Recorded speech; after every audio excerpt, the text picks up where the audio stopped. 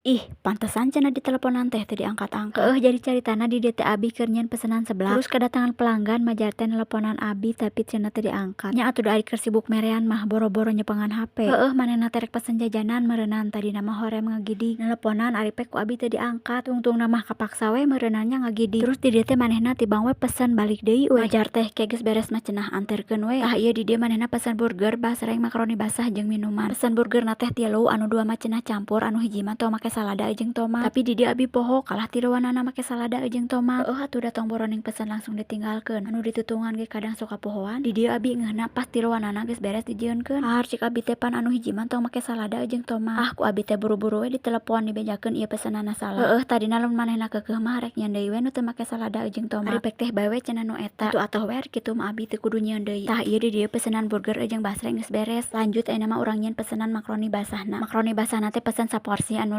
5.000 terus make sambal nate cenah yang saeutik. Tuh saperti biasa we nyieun makaroni basah mah karek kebus geus diangkat deui. Atuh da sakedeung masakna oge. Tah pesenan makaronina beres ayeuna mah urang nyieun pesenan minumanna. Minumanna teh pesen 2, dua-duana rasa jeruk. Coba barudak maraneh anu sarua teh jiga di warung abi. Jualan minuman rasana teh loba tapi nu laku mah anger we ti jus gula batu jeung pop es alpuket. Nu lainna mah tibang pajangan we hungkul. Sok aya nu meuli eta ge nu rasa lainna tapi teu saloba ti jus gula batu jeung pop es alpuket.